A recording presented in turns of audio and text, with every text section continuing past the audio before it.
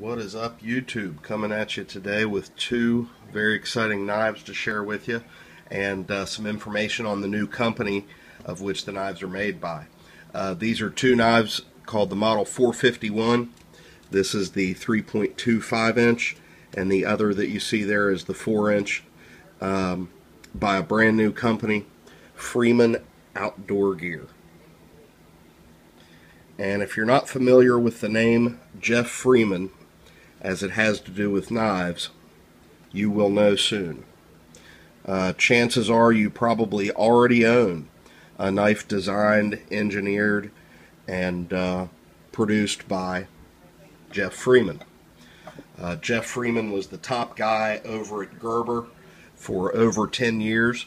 He designed some of the best-selling knives ever, anywhere, and probably the most noted, for my opinion, would be the LMF2, probably the most bomb-proof, indestructible Gerber ever made. And he has gone out on his own now and started a company called Freeman Outdoor Gear. These are the first two offerings that Jeff has available, and they are stout little tanks. Both knives, let's go ahead and get the other one out, are CPM S35 VN, and they both come in either a Kydex sheath like you see here, which is very nicely molded, has the Freeman Outdoor Gear symbol there, has a unique sheath attachment here, belt attachment that is, from American Sportsman's Products. It's kind of like a Tech Lock. It's not quite as thick and beefy, but it is lightweight, and the sheath has excellent retention on both knives. Really secure snap. It's not molded the same way that a lot of custom makers mold their Kydex. It has the dimple here for the retention, and that way you've got some space in there, though it's not loose and rattling around. You've got some space in there. If ice was to form, I don't think you would have a problem. But so this is the 4 inch. They all come in CPM S35 VN, G10 scales.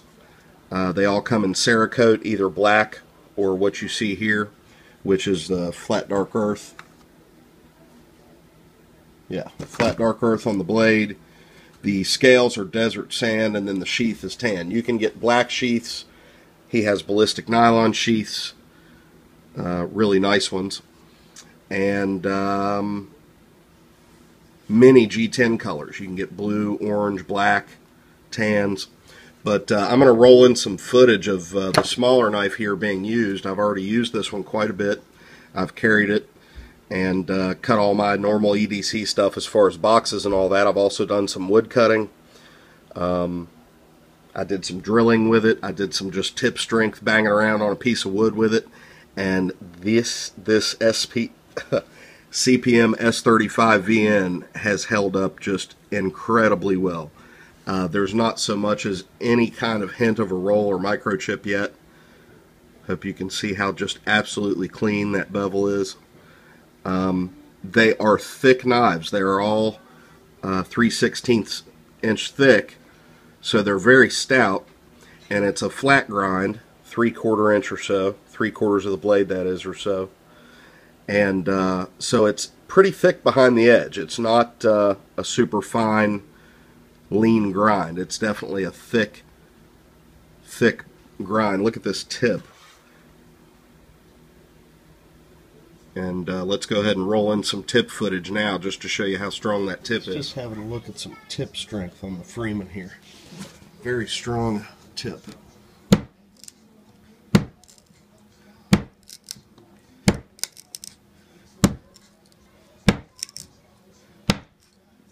Let's go against the grain now.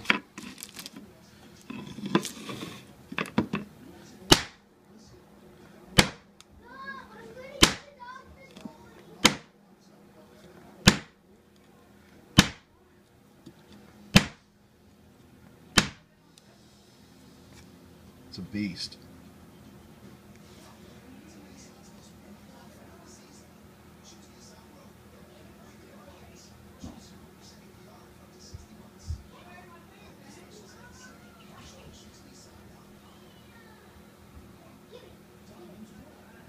Nothing. Alright, let's see if you can drill with it. Drill board.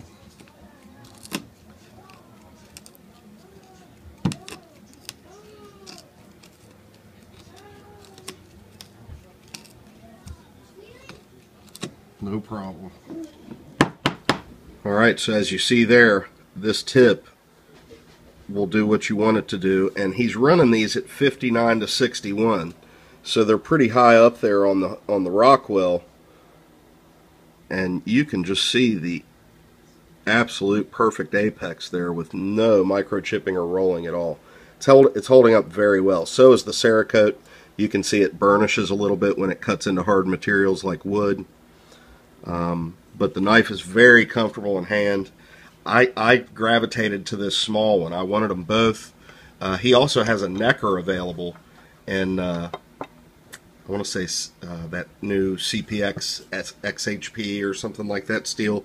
Really great value there on the necker 451 at I think $45 or so. But this is the bigger one. I like this one as well. It's the same thickness on the steel, but other than that, it is thicker in every regard. The handle is thicker and longer, as well as the blade, as you can see here when you line them up butt to butt. But I have gravitated towards the smaller one. It's a really handy EDC size, and doesn't pull your pants down. I've got a Pull Force Mic 1 here in size comparison. The Mic 1 is about a 9-inch knife. The small 451 here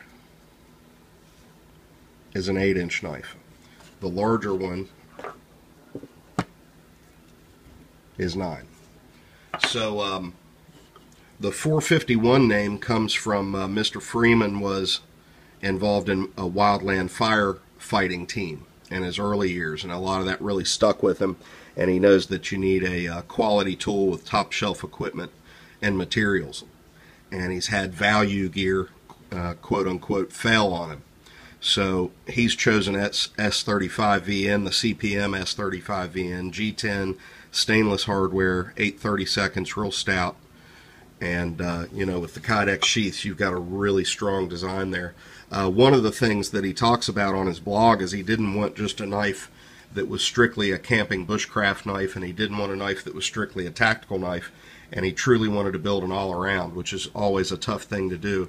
I think he's done a real good job of that. He wanted a knife you could whittle with, that you could also take and carve an animal open with, and he talked about how in elk hunting sometimes you need that prying strength with the joints to pry open some joints. So that's another reason I wanted to test the tip strength. For me, I don't buy knives so much as for tactical reasons as just to carry for EDC stuff, and then of course camping and bushcraft is an enjoyment of mine as well.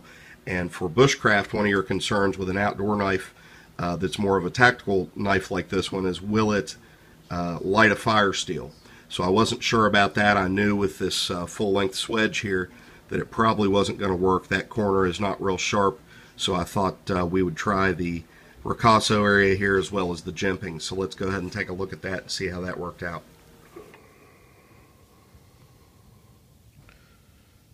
See how best to do this, probably right in here.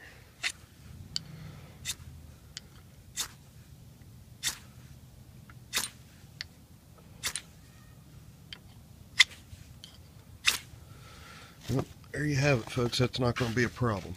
It's going to work just fine. Let's try the jimping up here as well.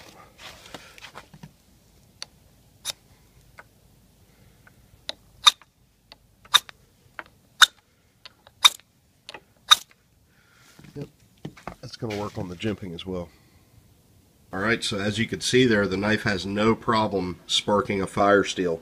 And to my surprise, there was virtually no wear to the Cerakote on the areas that were used for the fire steel. You can see it kind of burnished there, but it didn't take the Cerakote off, although it was still sparking. And then up here on the jimping, same thing. I don't think I even know where I was striking it. It's really hard to tell. And speaking of the jimping is just outstanding. And you see a lot of hunters using this side grip. I see Virtua Vice over in Japan cleaning a lot of deer with this side grip. He says better to get the tenderloins. And so this side jimping is actually very useful in positions with that side grip like that on both sides. You've got this jimping, which is very effective.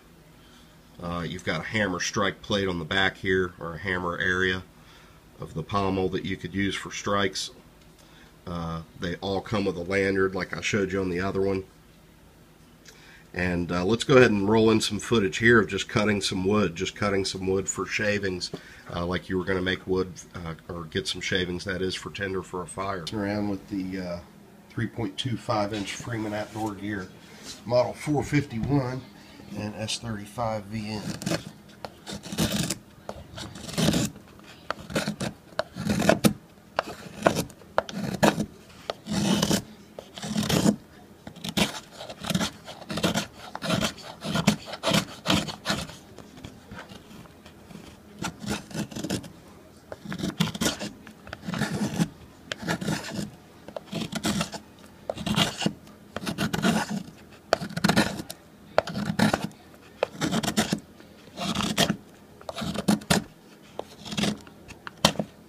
Nice little pile of shavings. That'll start a fire.